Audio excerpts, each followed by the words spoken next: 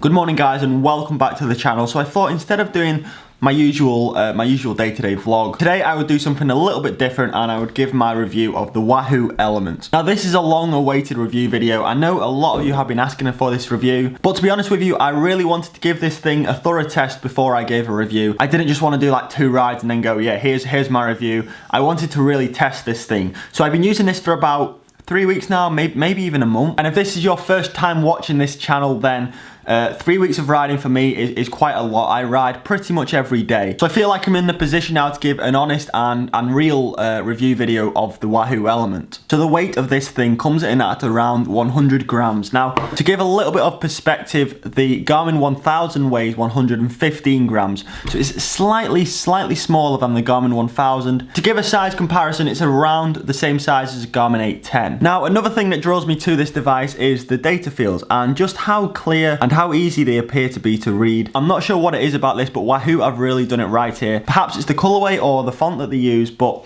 particularly when you're doing an interval and you just want to have a quick glance at the power or the time, it's really easy to see. Now I'm going to move on to the maps side of things. The Wahoo ELEMNT doesn't actually come with navigation features, although it does come with maps already installed. It doesn't actually have a navigation system. So for example, the Garmin 1000, you can type in a set address and it will direct you to that address. The Wahoo ELEMNT doesn't do that. But on the contrary, I use Strava routes all the time. Nearly every day I will just plot out a route on Strava. I find it's a great way to find new roads, particularly when you're riding in areas you don't know. Now the reason that I'm talking about the Strava routes is because this device has a feature, so when you set it up you can connect it to your home Wi-Fi, and then when the Wahoo is linked with Strava, you simply go onto your routes, click route, and as you can see there it says synced 5 days ago. So if I click sync, that's currently connecting to my Wi-Fi, and then it will sync all the maps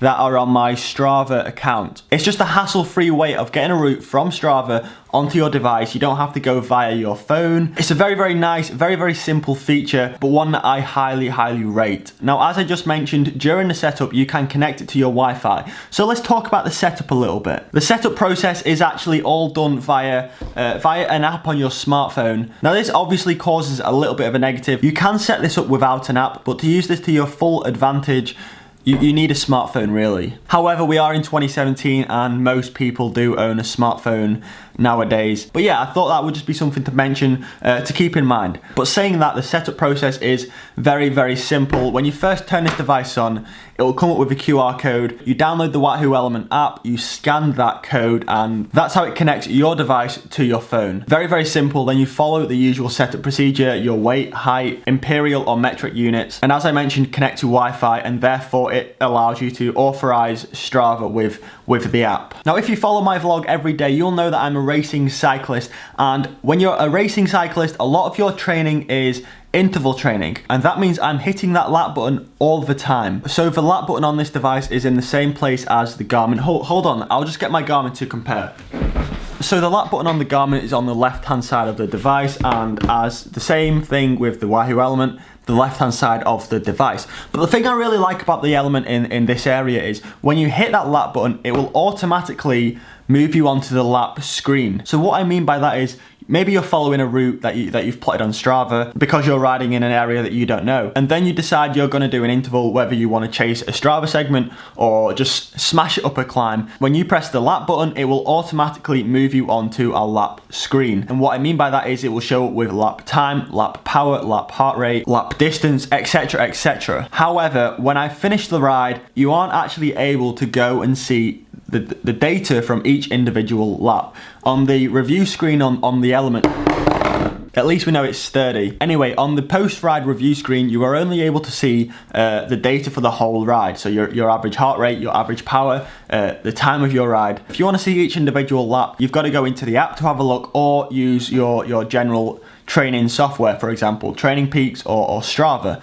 You can't actually see the data for each lap on the device. Okay, so I've been out today training, and I live here in the UK, and as most days in the UK, it was raining. Now, often when it rains and I take my Garmin 510, it won't always take an accurate reading of the elevation, the total elevation for that ride. I'll have to go into Strava or Training Peaks afterwards and correct the elevation, and a lot of the time there is a differentiation between the actual elevation and the elevation recorded during the ride. Anyway, I did today's ride in the wet, and it was fairly heavy rain throughout about 3/4 of the ride, and the elevation was bang on. So I know and I'm satisfied this works 100% in the rain. However, the battery life isn't quite as good as the Garmin 510. In fact, it's probably more closer to the Garmin 1000. So you might get 4 or 5 rides out of this before you need to charge it up. And if you're using the route features, it's probably about 2 rides. And also this device, it isn't touchscreen. It seems like all technology nowadays is touchscreen,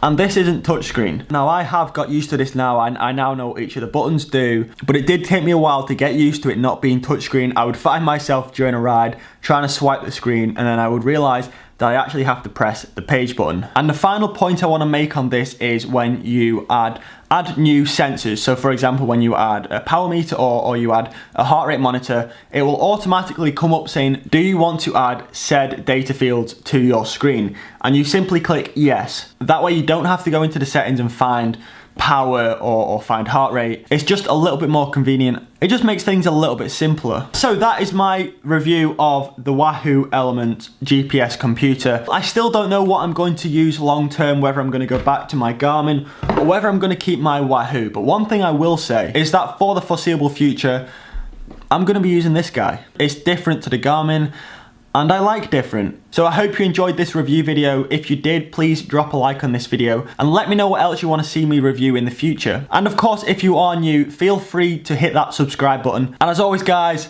I'll see you tomorrow.